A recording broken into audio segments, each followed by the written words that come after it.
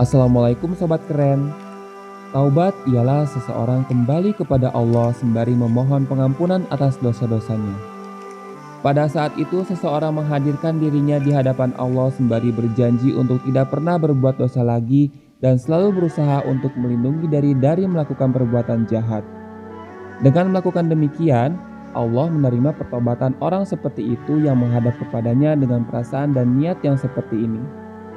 Allah Subhanahu wa Ta'ala berfirman, yang artinya, sesungguhnya Allah mencintai atau menjadi sahabat mereka yang banyak bertaubat dan Dia mencintai orang-orang yang menjaga kebersihan dirinya atau orang-orang yang bersih daripada dosa-dosa. Surah Al-Baqarah ayat 223.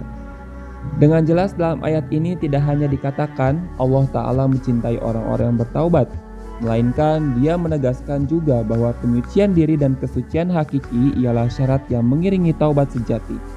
Taubat hakiki mengharuskan kesucian hakiki.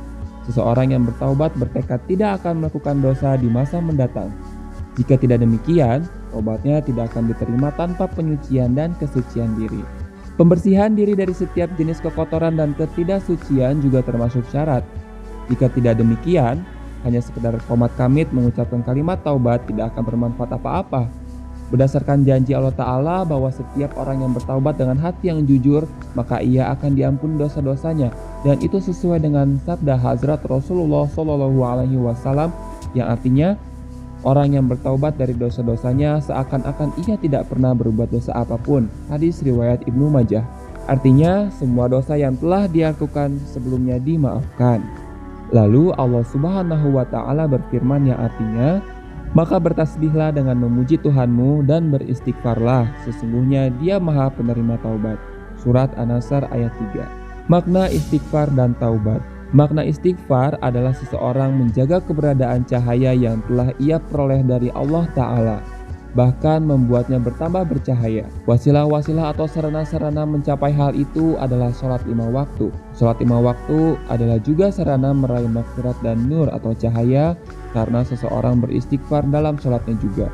Supaya orang yang sholat meminta cahaya itu dari Allah setiap hari sembari membukakan hatinya di hadapan Allah. Siapa yang mempunyai basirah akan paham bahwa sholat ialah mi'raj. Sholat ialah doa yang penuh tadarru dan ibtihal yang dapat menyembuhkan berbagai penyakit. Seseorang memerlukan doa-doa demi keselamatan dari setiap jenis penyakit ruhiyah dan jasad dia. Di antara doa-doa ialah jenis istighfar. Salat juga mengandung bagian istighfar di dalamnya. Ketika Nabi mewasiatkan supaya membaca ayat-ayat ini, maka itu bukanlah artinya hanya membaca saja sudah cukup tanpa beramal, melainkan suatu keharusan bagi mereka untuk memperbaiki keadaan perbuatan dan perhatian akan istighfar serta menjaga sholat-sholat sehingga mereka terjaga. Maka istighfar ialah supaya seseorang tidak melakukan sesuatu yang jelas-jelas dosa dan supaya kekuatan dosa tidak tampak. Artinya kesempatan dan kekuatan yang memungkinkan seseorang melakukan dosa tidak muncul. Inilah hakikat istighfar para nabi yang membuat mereka benar-benar maksum atau terlindungi dari berbuat dosa. Namun mereka beristighfar supaya kekuatan-kekuatan itu tidak muncul di masa mendatang. Adapun bagi umumnya manusia, makna lainnya ialah mereka meminta diselamatkan dari akibat dosa, yaitu semoga Allah Ta'ala berkenan menyelamatkannya dari dampak-dampak keburukan kejahatan dan dosa yang dilakukan sebelumnya, mengampuninya dan menyelamatkannya dari melakukan dosa di masa mendatang.